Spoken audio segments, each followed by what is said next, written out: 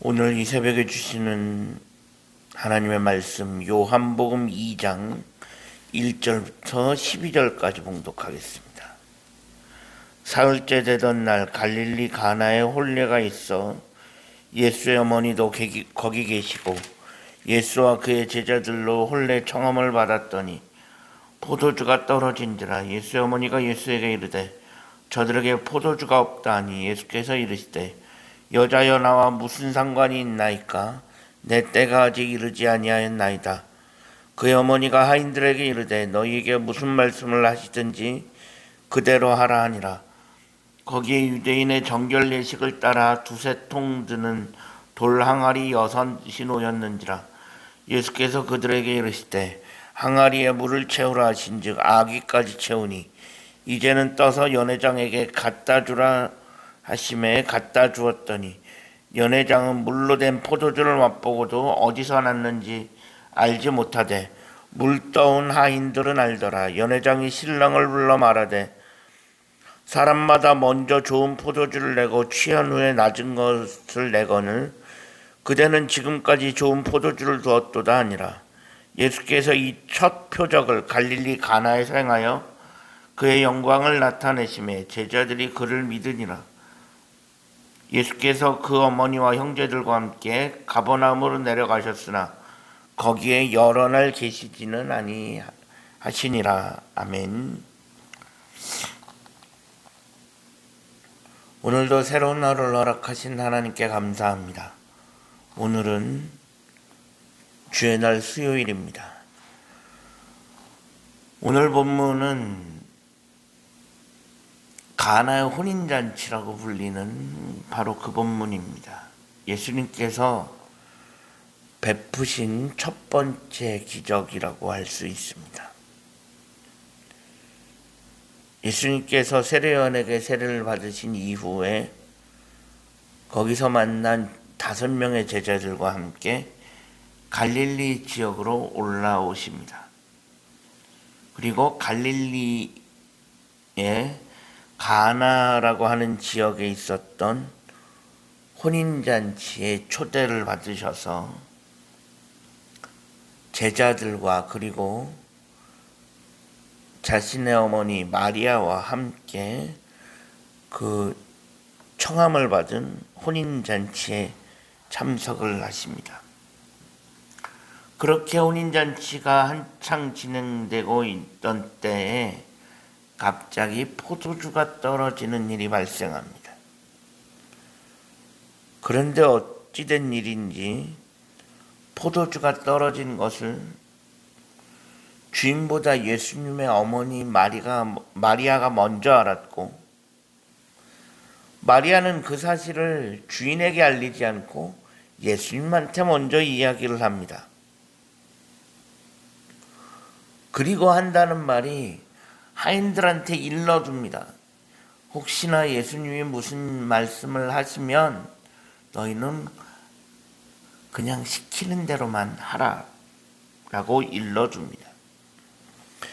이는 뭐냐면 마리아가 예수님께 이야기하면서 그래 무언가를 하실 것 같은,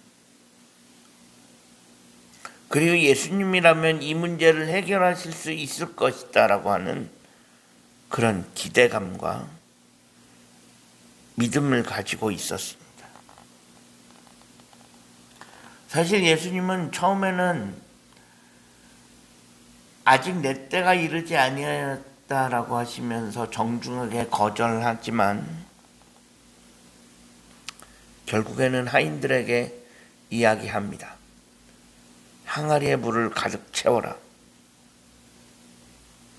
근데 그 항아리가 한두 개도 아니고 6개나 있었고, 오늘 본문 6절에 보면 유대인의 정결 예식을 따라 두세 통 드는 돌 항아리 6이 놓였다 그러는데, 정결 예식을 따라 두세 통 드는 돌 항아리, 사이즈가 성인 남성 키에 허리에 육박하는 꽤 큰 항아리입니다.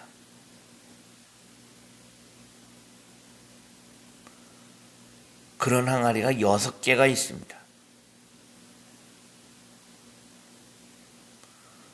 그런 항아리 6개에 물을 가득 채운다. 시간이 꽤 오래 걸리는 일입니다. 항아리를 옮길 수는 없습니다. 기본적으로 항아리는 크고 무겁기 때문에 항아리를 옮겨서 물을 채우면 물이 가득 담긴 그 무거운 항아리는 옮길 수 있는 방법이 없습니다. 그러면 결국 이 하인들은 어떡하냐?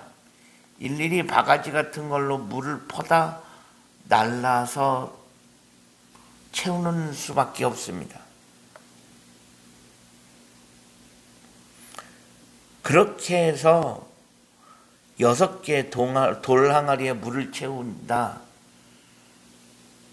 꽤 많은 시간을 요하는 그런 작업이었을 것입니다. 어쨌든 하인들은 시키는 대로 합니다. 그렇게 해서 물을 다 가득 채우고 나니까 예수님께서 하시는 말씀은 그냥 그대로 그 돌 항아리에 담긴 물을 떠서 연회장에게 갖다 주라고 말씀하십니다.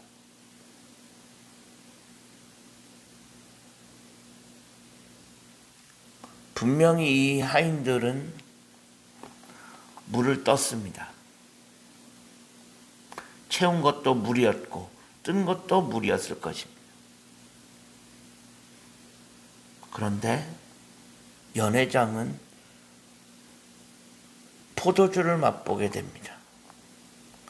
그러면서 어디서 이렇게 맛있는 포도주가 이제야 나왔냐고 하면서 아주 극찬을 하게 됩니다. 이 기적을 제일 처음 본 사람은 당연히 항아리에 물을 채운 이 하인들일 것입니다. 사실 이들은 하인들이니까 그냥 시키는 대로 했을 뿐입니다. 하지만 이들은 물을 채우면서도 의아했을 것입니다. 포도주가 떨어졌는데 이게 웬 말인가 싶었을 것입니다. 포도주가 떨어졌으면 지금 빨리 가서 포도주를 사오라고 해도 시원치 않을 판인데 이 큰 항아리 6개에 물을 채우라니 참 뜬금없어도 이런 뜬금없는 말이 없었을 것입니다. 하지만 이 하인들은 시키는 대로 하는 것 외에는 할 수 있는 것이 없는 사람들이니까 이해가 되지 않지만 그냥 시키는 대로 할 수밖에 없었을 것입니다. 우리도 살아가다 보면 이처럼 때때로 이해할 수 없는, 받아들일 수 없는 주님의 말씀 앞에서 갈등하게 되는 경우가 분명히 있습니다.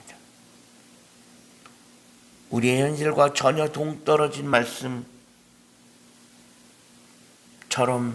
들릴 때가 있다는 것입니다.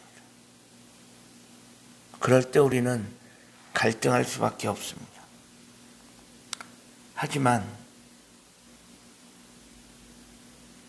그럴 때라도 그것이 주님의 말씀이기에 이것저것 생각하지 않고 따지지 않고 말씀이기에 순종할 수 있는 그런 마음, 그것이 곧 믿음입니다.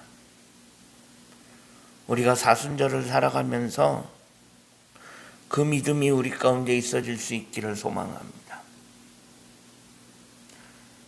우리가 살아가면서 주님의 뜻을 다 이해하고 헤아릴 수는 없습니다.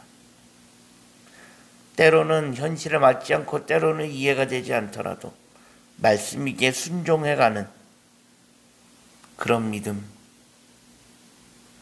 그 믿음이 우리 가운데 있기를 소망하고 그 믿음 따라 살아갈 수 있는 우리 모두가 되어질 수 있기를 주님의 이름으로 간절히 축원합니다. 기도하겠습니다. 하나님 감사합니다. 지난밤에도 편안한 쉼을 주시고 오늘도 새로운 하루를 허락하신 하나님께 감사합니다. 하루를 살면서 때로는 이해할 수 없고 받아들일 수 없지만 말씀이기에 무조건 순종해 갈 수 있는 그러한 믿음을 우리 가운데 허락하여 주옵소서. 예수 그리스도의 이름으로 간절히 기도합니다. 아멘.